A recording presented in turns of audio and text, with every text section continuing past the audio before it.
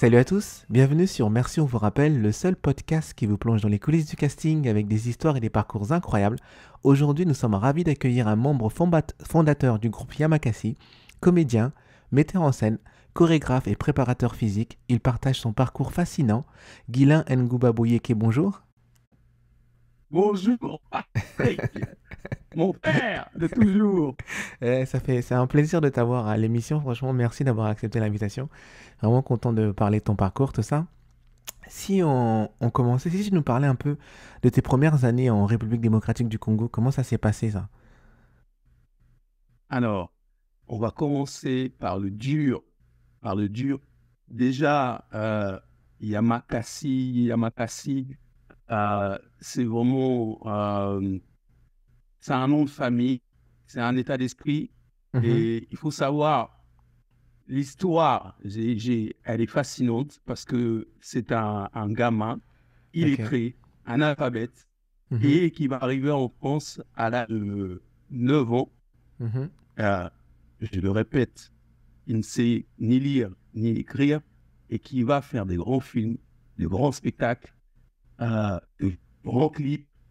Et puis, il va faire plus d'une vingtaine de métiers, dont chauffeur de taxi. Et aujourd'hui, il est en tant qu'agriculteur. Et puis, notamment, il est dans la mise en place de son autobiographie. Donc, la littérature. C'est Mhm. extraordinaire. C'est extraordinaire. Enfant, j'étais extraverti, hypersensible. Je suis Ok. né au milieu des années 70, l'époque du grand tir de Mobutu. Et puis, j'aimais vraiment la flore et la faune. Et je pensais qu'on pouvait vivre sans forcément aller à l'école, recevoir une éducation, parce que je pense qu'on vient sur cette terre avec déjà avec le don de les qualités humaines. On vient avec ça. Et je me disais toujours que je n'avais pas besoin, je me disais je n'avais pas besoin d'apprendre quoi que ce soit, parce que j'ai le don de la vie. Je sois de l'avenir. Pourtant, en retour, en revanche, mon ami, c'était pas hors des questions. C'était très important de recevoir certaines éducations et scolaires également. Mhm. Et donc, ça va être le combat. Enfant, j'étais... euh, imagine-toi, Patrick, enfant, j'étais turbulent et je faisais mille bêtises à la seconde, un peu sur les camions, les bus. On a une tour, la tour en temps de l'échangeur, c'est notre tour Eiffel à Kinshasa, Mhm. et qui fait 2,10 m en hauteur. Et moi, je m'amusais à grimper, donc je rendais la famille à folle complètement. Quiétude. Mais c'était ce côté complètement inconscient, en fait, de la vie, complètement inconscient, jusqu'au moment où je veux, parce que sans cesse la famille ne cesserait de me rappeler que, en fait, tu te rends pas compte, cette vie, elle est impitoyable. La vie, elle est dangereuse. Tu devrais faire attention, mais pour moi, c'était hors des questions. De toute façon, je ne voulais pas l'entendre. Je voulais vivre en fait, je voulais en liberté totale, Mhm. faire mes propres erreurs, faire mes choix, et puis vivre ma vie, en fait, vivre ma vie. Et j'étais capable de faire plus de 30 kilomètres de mon quartier Ndjili, parce que je suis un Ndjilois, quartier Mhm. 1 Kimura, de Ndjili, et aller à l'aéroport à pieds nus pour aller ramasser les plastiques usagés qu'on balance lors des repas. Mhm. Donc, 30 kilomètres aller-retour et pour aller à nouveau marché. Tu te rends compte? 7 ans. Ouais, ouais. Bien C'est sûr, oui, oui, je vois. incroyable. C'est Non, incroyable. non, Et puis, c'est à un un... moment donné, lorsque... Oh, excuse-moi. Non, non, je disais, c'est incroyable. Mais justement, comment toi, pendant ton enfance, t'as vécu, tu sais, le départ de ton père vers l'Europe et du fait qu'il a laissé un peu ta mère, tout ça? Comment t'as vécu ce passage, toi? Je l'ai vécu très mal. Parce qu'à l'âge de 4 ans, lorsque mes parents se séparent, euh, je, je ne saurais que plus tard qu'il avait décidé de faire ce grand voyage, une vie meilleure, ou une vie meilleure, mais je ne le saurais que plus tard. Je l'ai très mal vécu, je l'ai très mal vécu. Son père, et puis à cet âge-là, à 4 ans, il va y avoir également l'abandon de ma mère, l'abandon de ma maman. Mhm. Donc, je serai ballotté entre deux familles maternelles et paternelles. Et, et c'est des moments vraiment d'angoisse être délaissé comme ça parce que j'avais besoin de cet équilibre-là du paternel, bon, en fait. Donc, il y a eu complètement ce détachement et voilà, je l'ai extrêmement mal vécu, en fait. Et je pense que ça a eu des effets néfastes sur moi en tant que, en tant qu'homme. En tant qu'homme, ça a eu vraiment des effets néfastes. Parce que je le vois, en fait, maintenant que j'ai dû vraiment combattre contre ça. C'est-à-dire que, en fait, lorsque je m'étais séparé de la mère de mes filles, pour moi, étant donné que je n'avais pas vécu avec les deux parents, je pouvais me séparer aussi facilement. Parce que je n'étais pas Mhm. conditionné à ça. Et puis, globalement, ça me faisait pas grand-chose. Donc, ouais. Oui, oui, je Donc, vois. Vu que t'as pas, ça comme a eu t'as pas cet connu, impact-là. ouais, t'as pas Non, connu l'amour non, paternel, tout ça. Si maintenant on voilà. parlait de ton arrivée en France, quand Oui. t'arrives, t'as à peu près 9 ans, c'est quoi les défis que tu rencontres, toi, quand t'arrives en France? C'est la langue. C'est la langue. Pour moi, lorsque je suis arrivé, c'est comme si j'atterrissais dans à la planète Mars. Planète Mars, complètement. Complètement. Parce que Ouais, moi, il faut croire que je refusais toute instruction, notamment scolaire. Et ouais. donc, ne parlons pas un mot français. Donc, je voyais pour la première fois physiquement comme ça, appelant des Européens, parler en français. J'étais, eh, ces hommes, c'est des extraterrestres. Ils parlent tellement. C'est ça. Donc vraiment, le premier la barrière, c'est barrière de la langue. Barrière Barrière la de la langue, langue. ouais. Et ensuite, la nourriture. La nourriture. La nourriture, voilà, la nourriture. La nourriture, c'était insupportable pour moi. La salade, ouais, Ça- les- c'était insupportable pour moi, la nourriture. Donc, Et- en premier, vraiment la barrière de la langue, c'est, Ouais. on sait, et ensuite, la nourriture. Et comment tu t'es intégré tout doucement à cette nouvelle vie, nouvelle culture, etc. en fait? Pour moi, ça a été très long, hein. Pour moi, ça a Ok. été long, et je pense que j'ai intégré à partir du moment où j'étais pris en charge par l'aide sociale en France, donc Mhm. faisant différents foyers et familles d'accueil. C'est à ce moment-là que, bah, malgré moi, hein, donc, comme il n'y a pas de Tu t'es fondou, habitué. C'est ça. il n'y a pas de fondou, donc les différents foyers, donc t'es obligé de faire avec ce qu'on te donne, t'es Mhm. obligé de faire Tu sais, avec ce qu'on te donne, donc tu t'adaptes, tu t'adaptes. tout à l'heure, tu disais au début de l'émission que tu étais Ouais, un enfant hyper actif, hyper sensible, tout ça. oui, Comment tu penses que ces traits-là, ça a façonné en fait ton parcours professionnel et personnel? bah, en fait, par exemple, ma sensibilité, ça se, ma sensibilité, ça se caractérise par lorsque les gens s'expriment, les mots, les phrases, ça me bouleverse. Et D'accord. ça crée des sentiments, des sensations. Ça prend toute. Bon.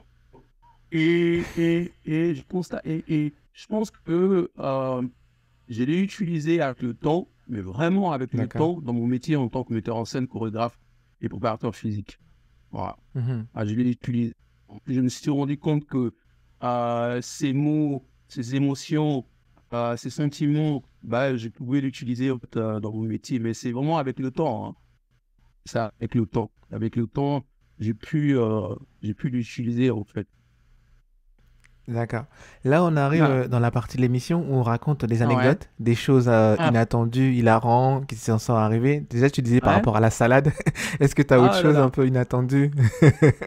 Ah non, mais ça c'est peut-être pas la période du film, parce qu'il faut savoir que moi, j'ai appris à lire tard. Moi, D'accord. tard, c'est-à-dire que un an avant le film. On compte? Ah ouais. Ouais, pour un an avant le film. Un an, un an avant le film.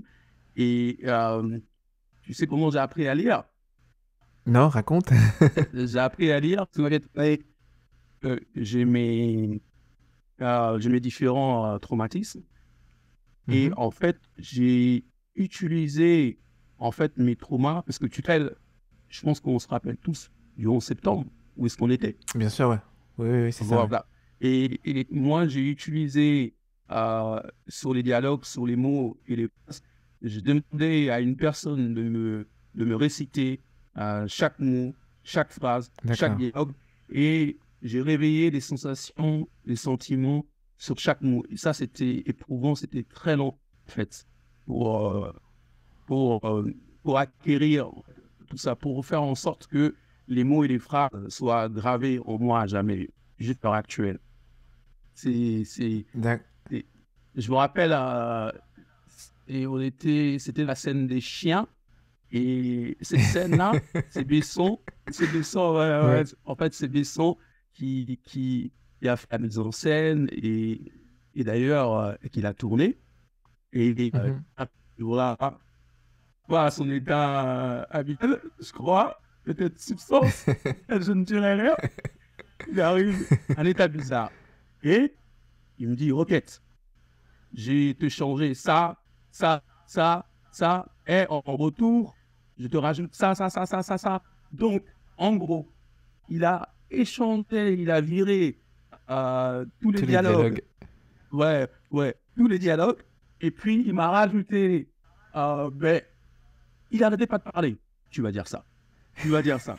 Et encore ça. Je me suis décomposé totalement. Je me suis décomposé pourquoi? Parce que euh, tout ce que fait comme travail de mémorisation, d'émotion Bien sûr, ouais. pour apprendre les dialogues, c'était annihilé, c'était complètement off. Je devais refaire tout le travail, et Fa- il me fallait du temps, et j'avais pas le temps là, en fait. Juste le temps de la Ok. préparation, plateau, caméra 1, caméra 2, et il fallait enchaîner. Et à ce moment-là, je me suis dit, mais il est complètement malade, il me propose Gérard Depardieu, ou quoi? Il pense que je vais enchaîner comme ça. Et Et comment du t'as fait coup, alors? du, au moment où on tournait, il me dit, alors écoute bien, caméra sur toi, et on est sans toi. OK? Donc c'est toi. Et je dis, OK. Donc tu as tout appris, hein? C'est bon, hein? J'approuve de la tête. Oui, oui, oui, oui. Et moteur, silence, action. Il n'y a rien qui sort.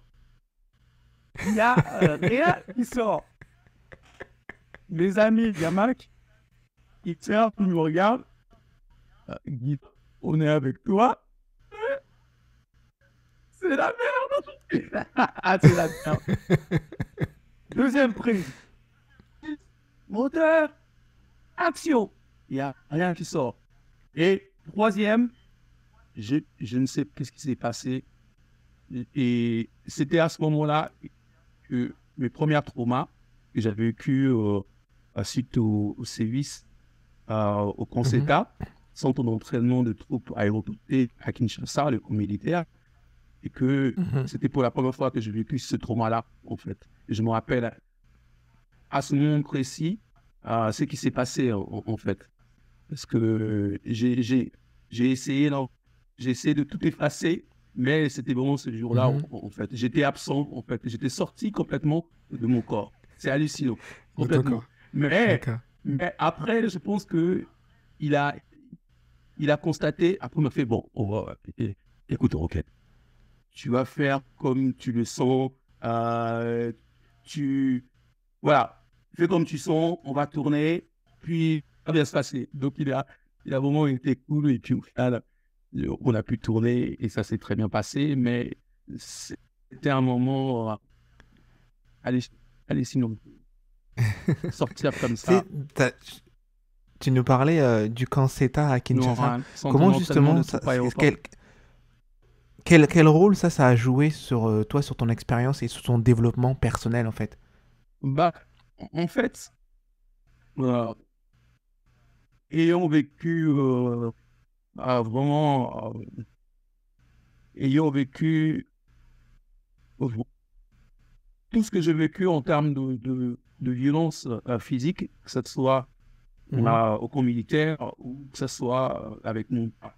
Alors, en fait, à l'époque, lorsque j'avais 12 ans, c'était en 88, je pense, ou 88, et ça, ça a forgé un état d'esprit vraiment de guerrier. Tu sais, l'état d'esprit à l'époque, il n'y avait pas plusieurs options, il n'y avait que deux options. Soit tu ok. abandonnes et tu meurs, Mhm, soit tu réussis, en fait. Vraiment, c'était ok. état d'esprit combatif, guerrier.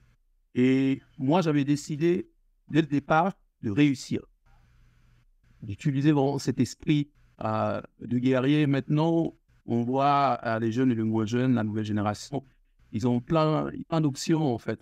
Moi, j'avais pas, moi, Mhm, il n'y avait pas mille options, en fait. Il n'y avait que deux. Soit j'abandonne, je meurs, euh, soit je réussis, il fallait combattre, quoi. Il fallait combattre jusqu'à la fin. Donc, les gens, certes, ne savaient pas de mes traumas.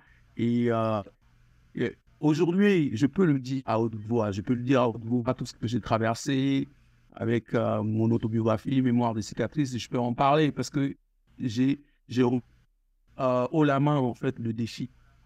J'ai fait tout ce que j'avais à faire, en fait. Pas tout, mais en mhm. tout cas, les longs métrages, différents projets que j'ai mis en place, je l'ai fait. Je l'ai fait. Donc, je peux en parler à l'heure actuelle. Je peux en parler vraiment de cet état d'esprit, en fait. Et tout ça pour rebondir, pour dire que, en fait, pour désacraliser un peu tout ça, c'est pas moi, en fait. C'est pas moi. C'est juste que le corps humain est incroyable. On a ce don, on a ce talent en tant qu'humain qui est incroyable, en fait. C'est pas simplement parce que euh, je suis Yamakasi et que non, non, on est tous Yamakasi. On a cette Mhm. incroyable force illimitée, infinie, en fait. Mais il faut en être conscient, hein, il faut en être conscient. Et deux, et après, il faut être à même de pouvoir l'utiliser. Ça, c'est important. Justement, tu sais, tu parles de cette force incroyable. Comment le sport est devenu pour toi une échappatoire et une passion ensuite à la suite? Bah, en fait, comment? Je me suis rendu compte très tôt, à partir du moment où j'étais pris en charge par l'aide sociale en France, ouais, c'est ça, j'avais 11, 12 ans, je me suis rendu compte très vite que au, grâce à l'activité physique, que je pouvais régler mes problèmes. Parce que tu peux régler un problème, parce que le mental, c'est traître, hein. Quand tu commences à psychoter, c'est Mhm, vraiment traître. Donc, le physique m'a aidé parce que je ne savais pas à un moment donné, avec cet état-là, ce que je devais en faire en fait.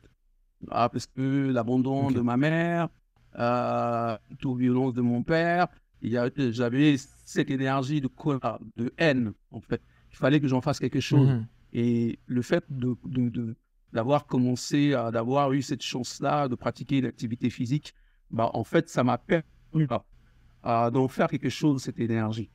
Vraiment d'en faire quelque chose. Et ça a été important et j'ai pu régler en quelque sorte euh, mes problèmes. J'ai pu canaliser en fait cette énergie par le biais du sport. Et puis, à partir du moment également, lorsque j'ai rencontré mes amis, les fondateurs, parce que moi je fais la différence entre les fondateurs et moi. Au moment Mhm. où j'étais arrivé, il y avait la discipline, l'art du déplacement, parcours en ligne. La discipline, elle était déjà là, en fait. Le déplacement, le parcours Ok. existait déjà. Et au moment où je rencontrais les fondateurs, ben, je suis arrivé en fait au bon moment.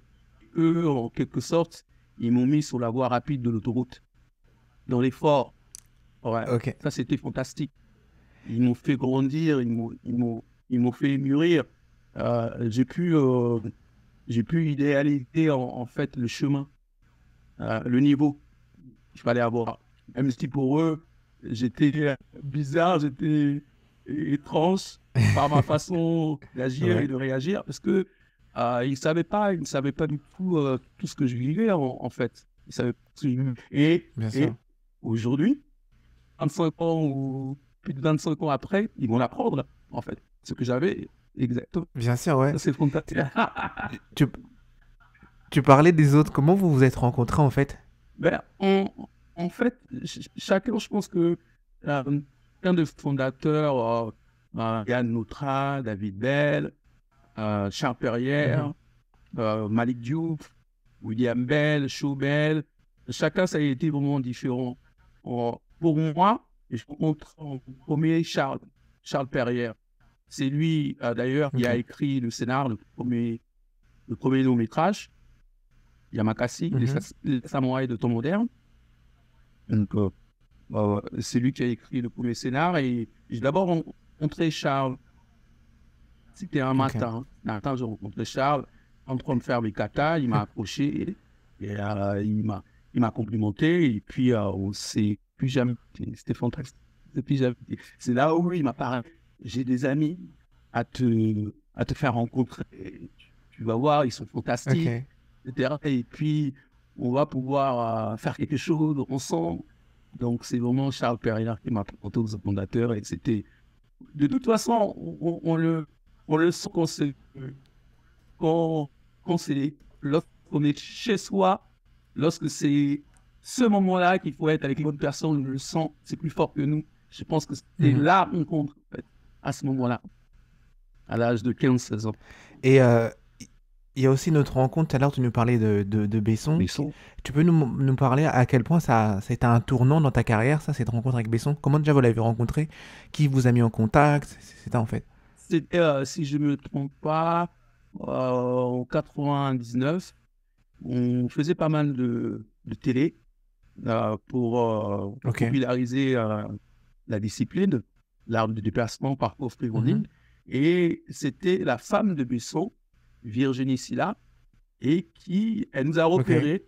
Elle nous a repérés lors d'une mission. Elle en a parlé à Besson. Et puis Besson nous a rencontrés. On était tous alignés. Et il nous pose la question. Après nous avoir compris, après plein de compliments excessifs, nous, on était, Ouais. j'hallucinais un Besson qui nous complimente comme ça, c'était fou, quoi. C'était fou. Et après, il nous dit, les gars, vous allez me rendre un service.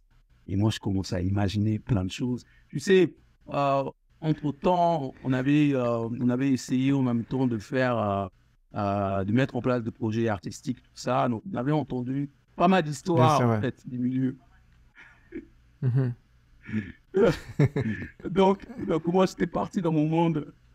Oui, peut-être qu'il veut nous demander une chose bizarre, tout ça. C'était juste que C'est ça. c'était son idée de lui rendre un service, de tourner dans Taxi 2. Euh, bien Ok. sûr qu'on allait payer, mais la façon dont c'était présenté, c'était un peu bizarre. C'était un peu bizarre. J'imagine, c'était plus fort que moi à ce moment-là et qui nous demandait, vous pouvez nous rendre un service, on est dans son bureau. À ce moment-là, c'était pas à Saint-Denis, c'était avenue Vadram. Et Mhm. ouais, les gars, vous allez me rendre un service. Et moi, je fais un combat en arrière. Et lorsque j'ai été pris en charge par l'aide sociale en France, depuis 12 ans, que les éducateurs nous ont fait une sortie au cinéma, voir le Grand Mhm. Bleu. Et après la projection, j'étais fasciné. J'étais fasciné.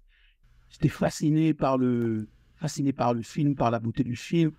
Je dis, waouh, waouh, quel film. Je m'intéressais plus au mec qui tenait la caméra, qui avait tenu la caméra, qui avait filmé ces images, en fait. Et Mhm. à ce moment-là, au moment où les éducateurs me posent la question, est-ce que tu as aimé? de mes troubles du langage sévères, j'ai juste approuvé. Parce que les mots ne sortaient pas, en fait. C'est ça Ok. que les gens ils doivent comprendre. Les mots ne sortaient pas. Mhm. Aucun mot ne pouvait sortir de ma bouche. Donc, j'ai juste approuvé de la tête les mois, les semaines qui passaient. Et j'ai réussi à articuler des bribes, des bribes de mots en disant je veux voir ce mec, je veux me rencontrer. Parce qu'à l'époque, c'était vraiment des bribes, des bribes de mots, parce que Mhm. ça cachait que ça, c'était un peu bizarre. Et les éducateurs me disent, tu ne veux pas le rencontrer comme ça, mais ça va pas, mais même comme ça. Et en 99, Tu le la rencontres. rencontre, la vie, juste pour dire que la vie, elle est fantastique, elle est belle, parce qu'il y a il y a 1000 chemins pour arriver à quelque chose, vraiment. Il y a 1000 chemins pour arriver à Bien quelque sûr, ouais. chose. Mhm. Et à partir du moment où on évoque l'effort, et moi, j'étais sans cesse dans l'effort, m'améliorer et progresser, c'était ça, en fait. J'étais conditionné, vraiment, améliore-toi, il faut faire grands efforts. Et c'est ça la différence, hein. La différence se fait toujours dans l'effort que l'on est capable de faire ou pas. Mhm. Parce que toi, après, avec Besson, vous avez travaillé sur le Le film Les prochain. Fils du Vent. Après, toi, tu as fait autre chose. Tu as été aussi metteur en scène, tu as fait des spectacles. Tu as travaillé sur un spectacle pour le Futuroscope, Darwin Darwin Fantasy. Fantasy. Tu veux nous en parler un peu? Comment tu t'es retrouvé? Alors, Ouais. juste pour revenir en arrière, juste avec Besson, on a fait le premier film, Yamakasi, Les Sept Samouraïs de temps moderne. Mhm. Et après, Les Fils du Vent, c'était avec Ouais. UGC Cinéma. Et UGC Ok. Cinéma, donc, ça a bien marché, a moins bien marché que le premier. Mais Bien sûr, oui. après, je pense que j'avais cette envie d'être indépendant. Donc, j'ai créé une société, une CRL, de spectacles vivants, Mhm. et qui m'a permis de mettre en place différents projets de spectacles en tant que metteur en scène, chorégraphe. Harmony Fantasy, c'était justement avec les fondateurs, avec mes amis, avec leur production. On a pu mettre en place ce spectacle-là. Et Mhm. c'est juste un clin d'œil à Darwin pour dire que non, D'accord. on n'est pas des animaux, en fait. On n'est pas des animaux. On n'est pas des animaux parce que le don en tant qu'être humain, Dieu, Dieu c'est nous, nous sommes pas des animaux, quoi. Donc c'était ma Ouais, façon à moi artistique de dire à de Darwin, montrer. oui, la sélection naturelle, et puis non, non, on n'est pas des animaux. On n'est pas des animaux. Bref. Tu sais, mais comment toi, t'as vécu le succès en fait? Parce que tu parlais que t'étais un gamin qui a quitté Kinshasa et d'un seul coup qui se retrouve sur les toits de Paris. Comment vous avez vécu le succès? Parce que Yamakasi, c'est un film qui a fait quand même plus de 2 Hmm. millions d'entrées. Ah là là, Il y avait la gloire ah qui là venait là, derrière. T'as vécu ah là ça là, comment? c'était quelque chose parce que tu passes d'une base d'une grenouille au prince charmant, les C'est ça. sollicitations, elles ont- les Mm. sollicitations, voilà, c'était quelque chose. C'était bon. Déjà, financièrement, quand tu passes à zéro à une certaine somme d'argent, ben, ça te change, ça te Mhm. change, ça te change complètement, en fait. Euh, tes pieds qui terrent, t'as plus la même façon, comme moi, j'avais plus la même façon de réagir et d'agir, en fait. Mhm. D'accord. Et heureusement qu'à un moment donné, ça s'est arrêté parce que j'ai mes pieds au pied de terre, j'ai pété un câble. J'ai pété un câble parce que euh, Mhm. ça a été complètement du n'importe quoi. Moi, à partir du moment où on touchait une certaine somme, je m'en souviens, c'est que Ouais. et je me suis payé, les, les deux premières choses que je me suis payé, ça a été 5 000 € des friandises. Ok. C'est pas vrai. 5 000 euros des friandises. C'est ma femme, Qu'est-ce que tu appelles par friandise? Tu veux dire genre... chocolat, Ok. chicorée en fait. Et ça voulait dire le manque d'amour de ma mère. 5 000 euros, D'accord. la mère de mes filles à l'époque, elle a pété un câble. Elle a pété 5 000 euros, Mais ça c'est la j'imagine. première. Ça c'est vraiment le premier, mon premier achat. Et après, deuxième, je suis allé voir les Dames du Plaisir en Belgique. Les prostituées. Donc, mais après, j'ai été un peu déçu parce que euh,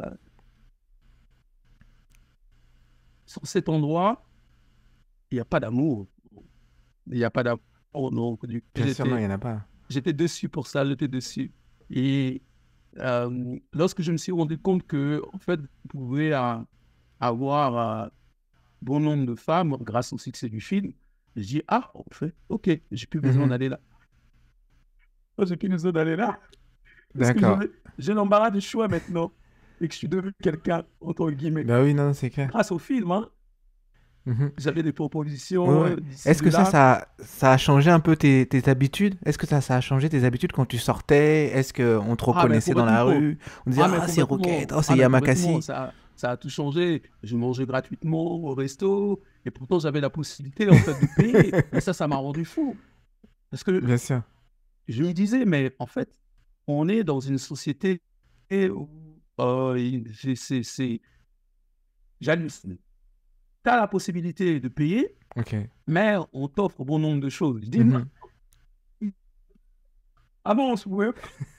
Et maintenant je peux. Et je ne veux pas que je paye.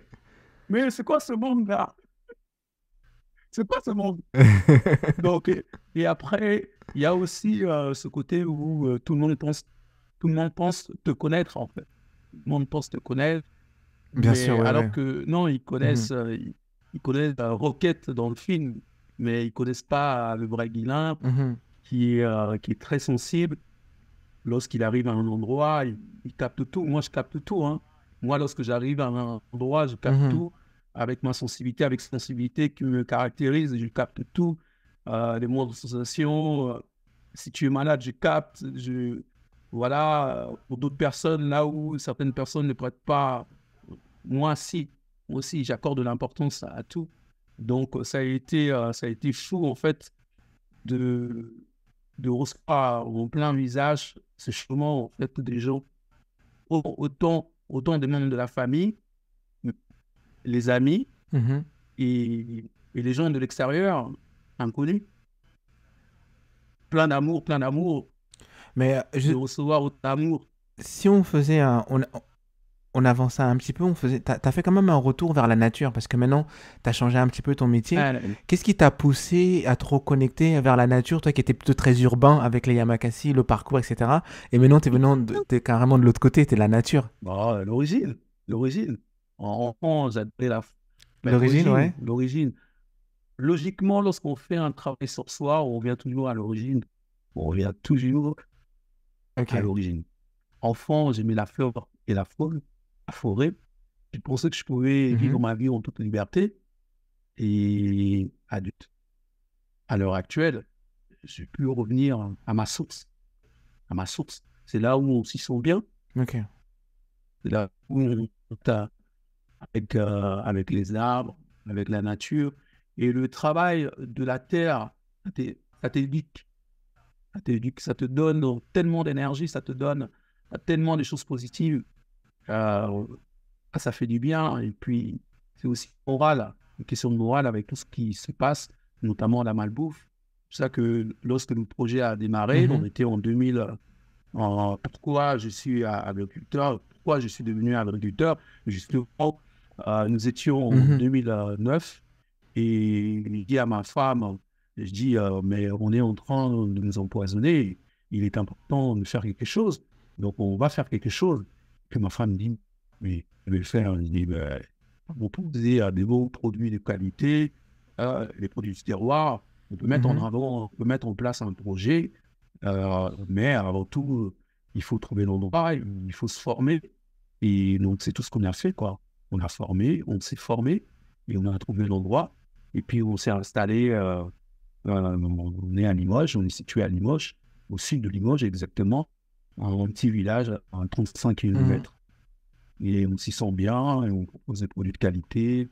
On est éleveur en tant qu'éleveur de porc plein air. Et donc, pour Mhm. moi, j'ai cette liberté-là, en fait. Et la liberté commence avant tout mentale, mentale. Et qu'à tout moment, je peux faire, D'accord. je peux mettre en place de bons de projets, en fait. J'ai cette liberté-là. Je ne suis pas figé, en fait. Demain, depuis, ça fait des 4 ans qu'on est installé en tant qu'agriculteur. Et peut-être que Mhm. dans quelques années, je serai ailleurs. Mhm. Si tu nous parlais un peu du livre que tu as Ah, écrit, justement, Mémoire des cicatrices, c'était quoi la motivation derrière? Déjà, d'où vient le titre, tout ça? on voit très bien, hein, déjà, mon autobiographie, c'était important de pouvoir dire certaines choses que je ne peux pas exprimer, hein, Mhm. de passer par l'écrit. En fait, moi, ce qu'il faut savoir, Ok. j'ai toujours écrit, mais dans ma tête, toujours écrit dans ma tête. Je me suis Ok. toujours remémoré mon passé, les scènes, mes traumas.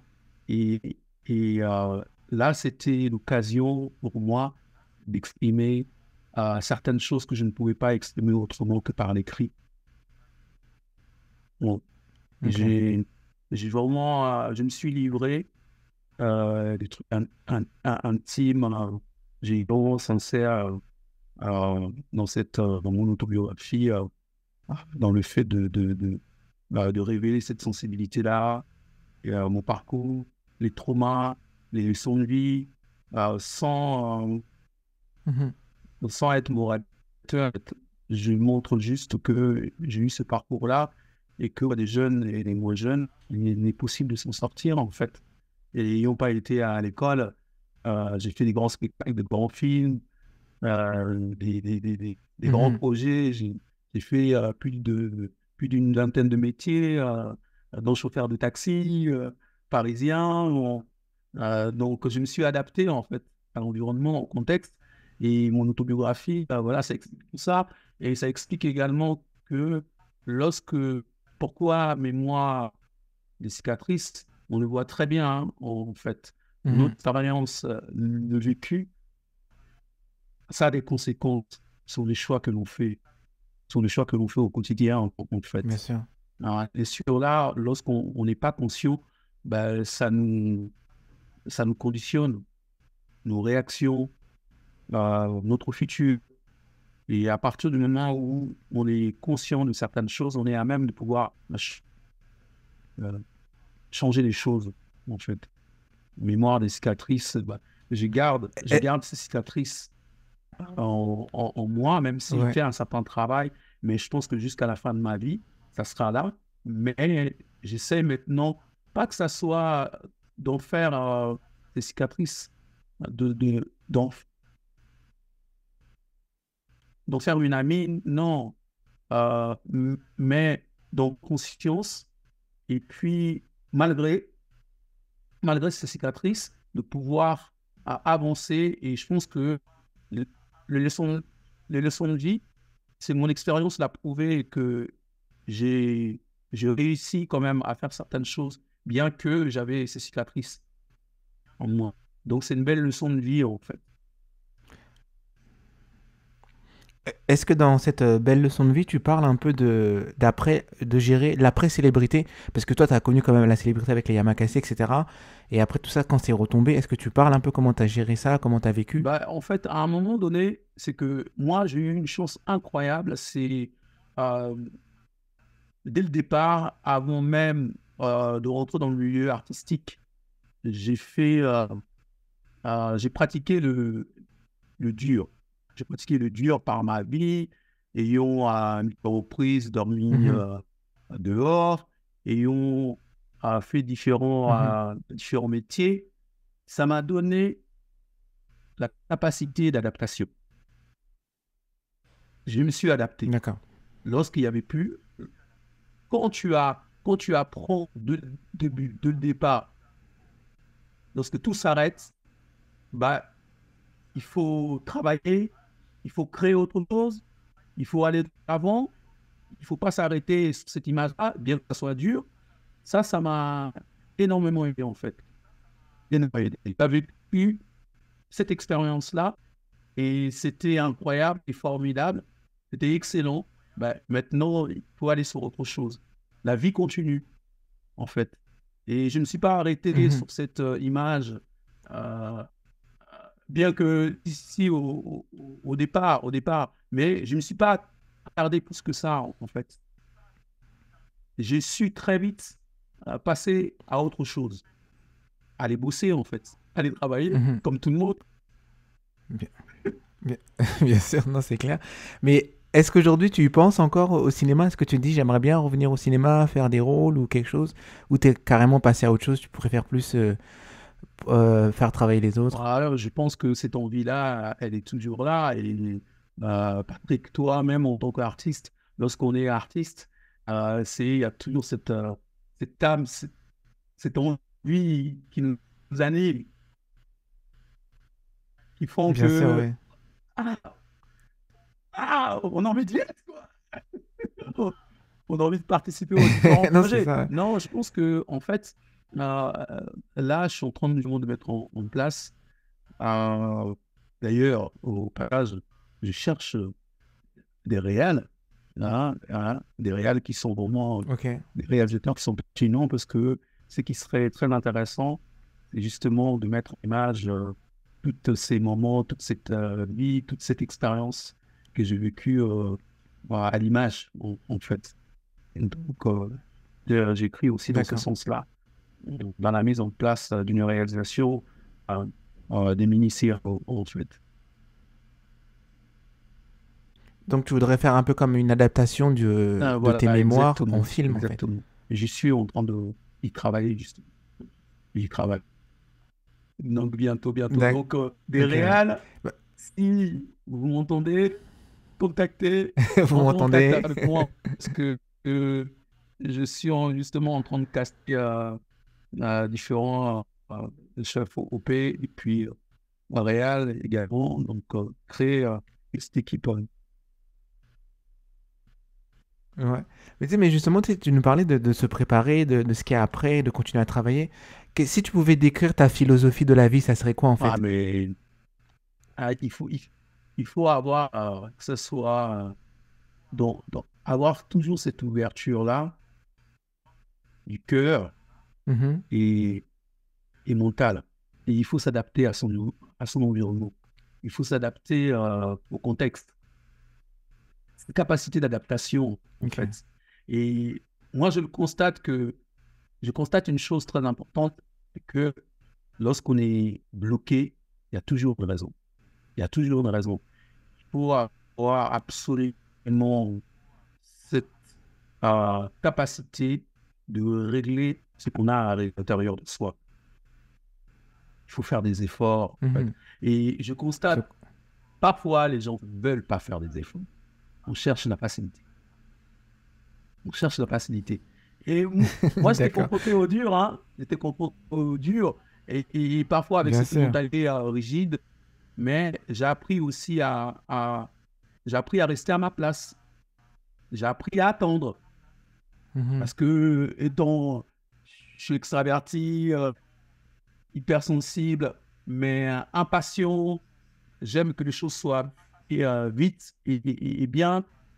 Mais la vie m'a appris à prendre, prendre le temps, à tête en 2 heures. Ça, c'est Charles Perrière, fondateur du groupe Bah Yamakasi, oui. cofondeur.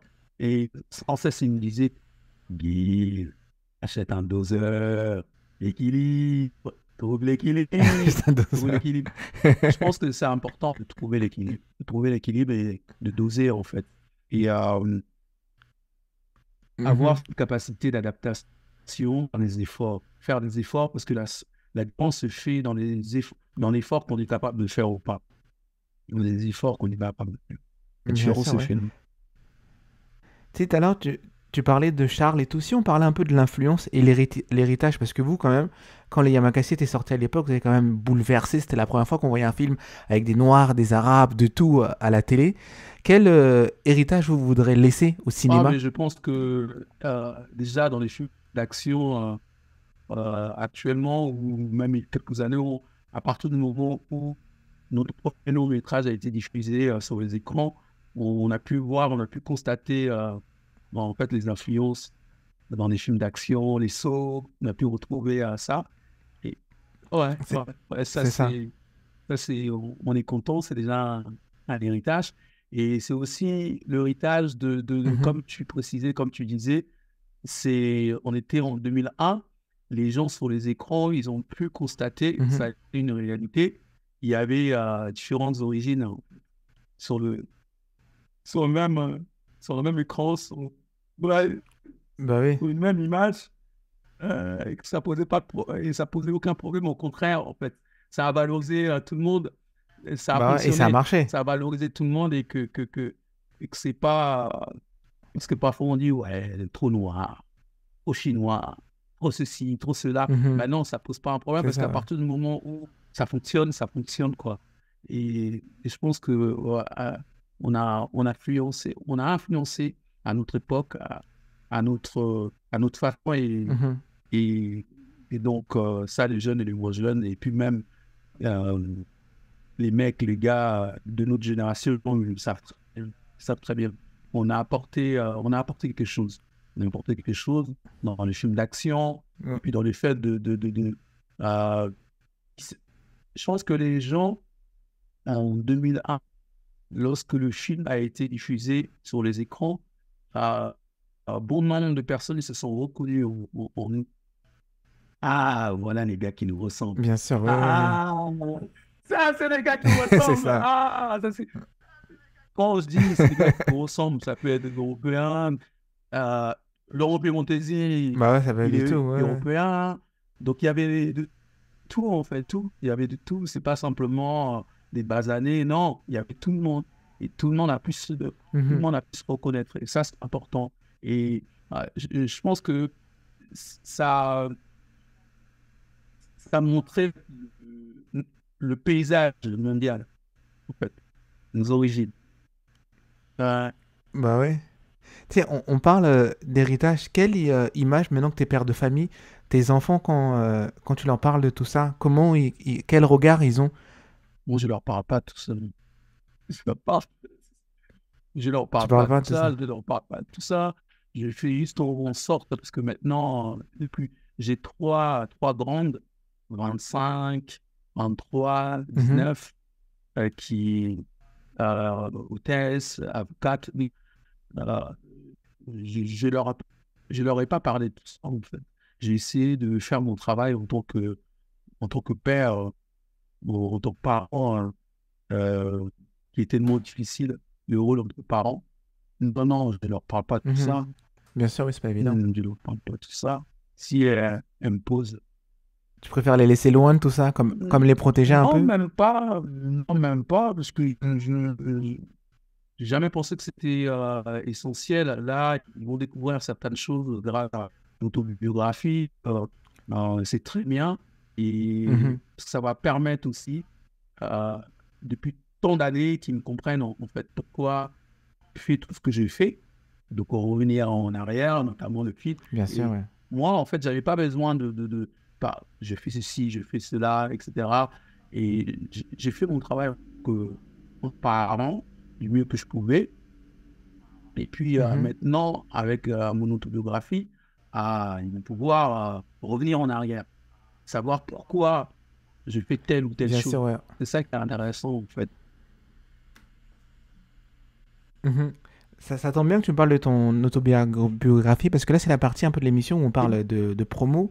Donc là, tu as Il ton sort le livre qui sort. 25. Qu'est-ce qui se passe d'autre dans la vie professionnelle de Guylain? Ah là Le là, 25 mai, ouais. Et qu'est-ce qu'il y a d'autre qui arrive pour toi? nous, en tant que producteurs, quand je dis de nous, je parle de ma femme, hein, ma femme et moi, nous, en tant que producteurs Bien sûr. bio, euh, il y a un événement des producteurs Mhm. enfin, qui est le 26, vendredi et samedi. Ok. Profite de cet événement justement pour sortir le livre en avant-première.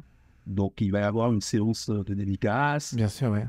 Les journalistes D'accord. sont présents et Sans invité? sont Ok. invités. Et donc, ça va être la préparation. Ça va être un moment de joie. Ça va être un moment convivial. Ça va être, Ouais. ça va être ma fête. Ça va être ma fête parce que écrire était... Même si j'ai toujours écrit dans ma tête, parce qu'il faut savoir que mon autobiographie, euh, lorsque j'ai commencé à Mhm. écrire, moi, je réfléchis toujours. euh, le français n'étant pas ma langue maternelle, je réfléchis en lingala et après, je fais la traduction en français. D'accord. Donc, j'ai écrit plus de pages Bien au sûr, ouais, ouais. lingala et après, j'ai réécrit en Ok. français. Synonyme, synonyme, synonyme. Non, Deux mais le fois le français, travail, c'est ouais. une belle langue. L'idée, justement, c'était de pouvoir Bien sûr. euh, peindre ces années au milieu des années 70, l'époque du grand Zaïre de Mobutu, comment ça se Mhm. passait, ce contexte, cet environnement colonial. Il y a, il y avait plein de... C'était une autre société, un autre environnement. Et pour moi, le pari, c'était de Ok. peindre tout ça. Je fonctionne en image, en image, donc de peindre tout Bien sûr, ouais. ça. Donc, c'était fantastique, cette expérience-là. Pendant un an, j'ai écrit. Et c'est un beau pari. Et maintenant, on va voir. D'accord. Là, on Pardon. arrive. Maintenant, on va voir ce que ça va donner. Ouais, non, mais est-ce que tu as hâte de rencontrer le public? Parce que ça fait longtemps que tu l'as pas vu, peut-être. Est-ce que tu veux revoir ces Oh, gens-là? mais moi, je suis une personne qui aime les gens. Je suis une personne qui aime vraiment les Ok. gens, je suis avec les gens. J'aime être à l'écoute, de plus en plus être à l'écoute. C'est important. Et puis, parce que on connaît de mieux en mieux. Hein, que je fais le travail aussi sur moi. Mhm. Donc, j'aime vraiment ça. J'aime vraiment ça. Donc, le 25, samedi 25, dans le 12e arrondissement, place Dominique. Donc, venez nombreux et ça sera, ça sera l'occasion, ça sera un bon moment de partage, avoir le plaisir de se Bien rencontrer, sûr. d'échanger, en fait. C'est important. C'est un marché aussi des producteurs. Parce qu'on a le marché Mhm. producteur et puis j'ai aussi Bien sûr, ouais. la mise en avant de mon autobiographie. Ça va être intéressant. J'aime ça. J'aime ça. Mhm. Rencontrer des gens. Là, c'est la partie de l'émission où on parle conseil.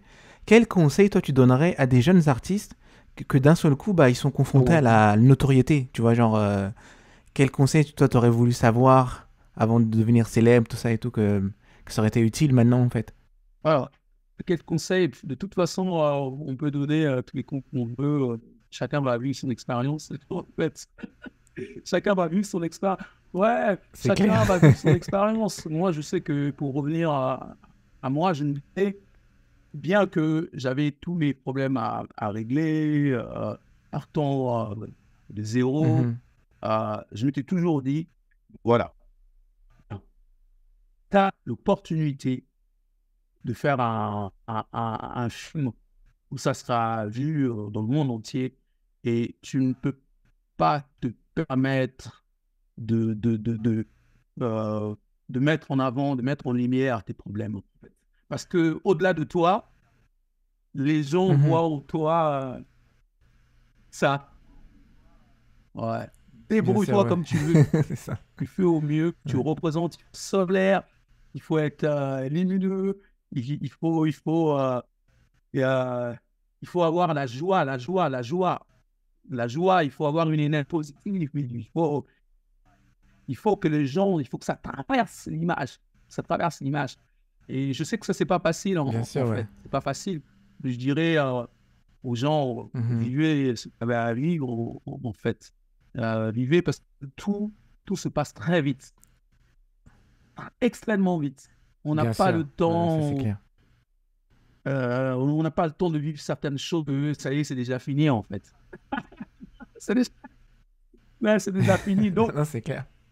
Ça- vivez à fond ce que vous avez à vivre. Et il n'y a pas de regret. Il n'y a pas de regret. Moi, j'ai jamais j'a- regretté, même non, lorsqu'on avait l'opportunité d'être sponsorisé avec des, avec des sponsors, avec des marques comme Puma, comme Fila, et que le premier cachet est plus d'1 million. Et tu sais, Patrick, quelle sensation que ça fait d'avoir 1 million? Tu sais quelle sensation? J'étais comme ça. Non. Non, je sais pas. Comme si j'étais... On a plaisanté. Tu t'évanouis. Comme si tu étais ivre. Perd complètement la notion vraiment des choses, du temps. Du temps, Le du temps tout. est bizarre. Le temps est bizarre.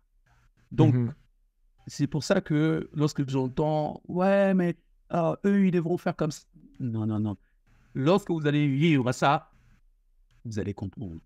Ça n'a rien à voir, vous pouvez comprendre, On parce pourrait que ça n'a parler. rien à voir avec tout ce que vous pensez. Ça n'a rien à voir. J'étais devenu étrange. Des rêves.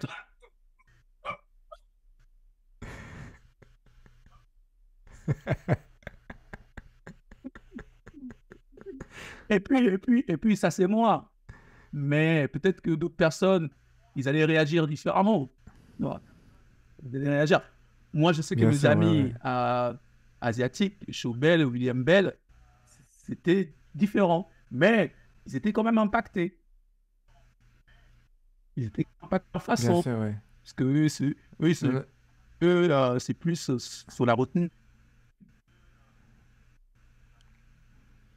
Mais quand même, il y a une...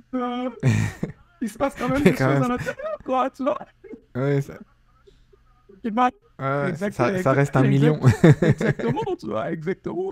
Et puis tu es là, tu as cette sensation, je peux me permettre de me payer bon nombre de choses. Et Bien c'est sûr, ouais. traître, c'est traître, c'est traître. Pourquoi? Parce que tu penses que à un moment, tu peux acheter à des gens. Tu peux acheter des gens. Mhm. Et ça, c'est le mot traître. Quand tu tombes dans ça, voilà, tu peux acheter des amitiés, tu peux Non, acheter ça, ouais. Non, non, l'amour, tu peux acheter... tu peux... Ça influence, de toute façon, ça influence les gens. Hein. Je l'ai vu, je l'ai vécu. Ça influence les gens. Mhm. Ça influence les gens et la réalité, tu perds complètement il y a des choses, quoi. Et il faut vraiment absolument garder la tête Mhm. froide. Non, non, Il faut garder la tête froide, il faut absolument garder la tête froide. Et puis là, il faut revenir aux bases, à ta discipline. J'ai cette bien chance-là, sûr. justement, Non, non, d'avoir à mes amis, en fait, les fondateurs qui te mettaient mhm. une baffe. Non, non, Baffe. c'est un très bon c'est un très bon conseil et un très beau mot de la fin. C'était un plaisir de discuter avec toi, Guilain, d'apprendre un peu plus sur ton parcours. J'espère que ça va vraiment aider les gens à Merci. mieux te connaître. Et venez nombreux Et le 26, c'est là qu'elle a sorti ton livre, au voilà, marché des venez producteurs. nombreux le 25 et 26. En tout cas, le 25, l'avant-première pour mon autobiographie. Vraiment, je me suis livré, Ouais. j'ai vraiment des trucs intimes en moi, euh, sans concession, parce que c'est important, et les gens vont mieux comprendre. C'est le suivi, et ça va énormément aider dans des foyers. Ça va énormément aider.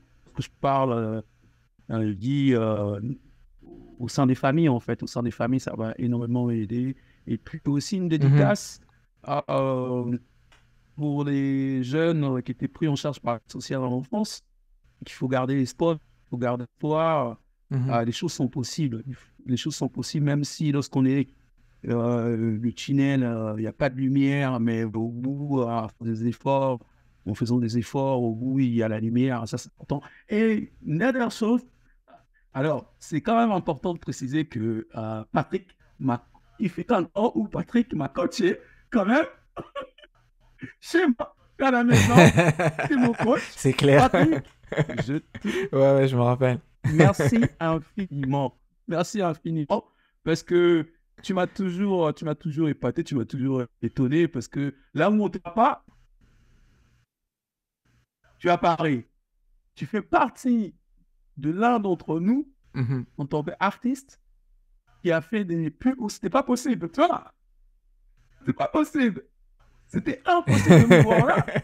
Et toi, tu as arraché ça grâce vraiment à le don, ton temps. Et ça, j'ai été à des multiples reprises vraiment surpris. Et je t'en félicite. Bravo. Un Je te vrai remercie. artiste. Merci à toi, Guilain. Je te remercie. C'était un plaisir de parler avec toi et je te Merci. dis à bientôt, Guilain. Merci, Merci, force et on se courage. rappelle. On est ensemble. Merci pour Ciao, ton ciao, travail. Guilain. Bye. Bye. Merci toi aussi. À bientôt.